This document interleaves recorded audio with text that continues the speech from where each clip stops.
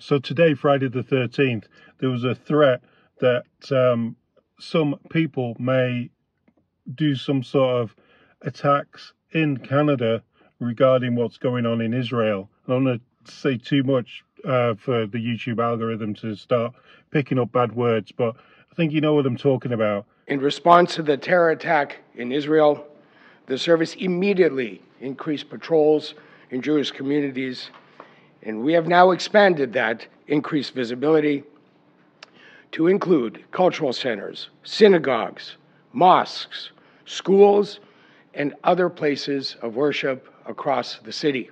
So we had Melissa Lantsman on the radio today, and she gave her view.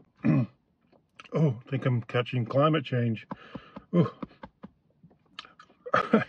She gave her view of today's happenings and the threat. Let's not mess around. Let's listen to what Melissa's got to say.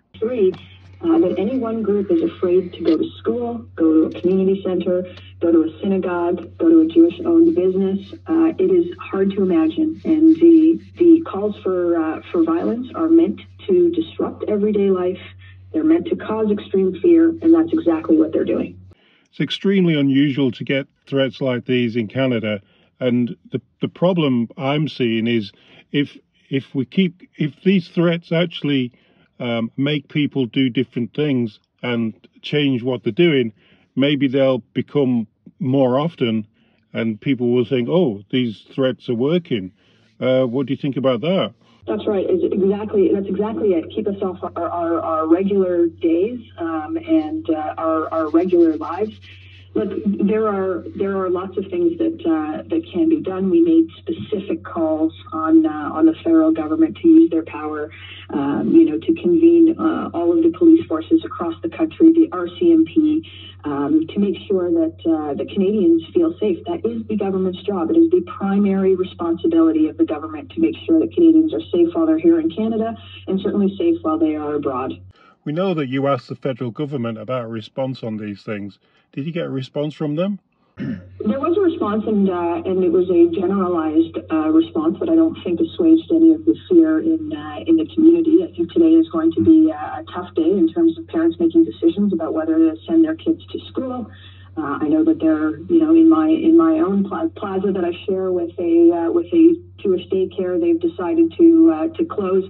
We want to see specific actions. We want to see security infrastructure program funding accessible and unhindered, expedited, so that if these institutions want to take on some of these costs themselves, that they can do that in the case that the policing, as you said at the beginning, doesn't have the resources that are needed to make Canadians feel safe and allow them to go about their everyday lives. We need to take these threats seriously.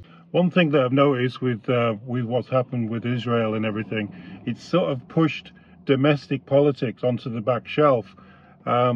We've got things like we've still got unaffordability for food, we've still got carbon tax, we've still got housing. All that seems to have gone out the window at the moment. Do you think it'll be? How soon do you think before we're going to get back on track with actual politics of Canada and not trying to defend ourselves against hate from other countries?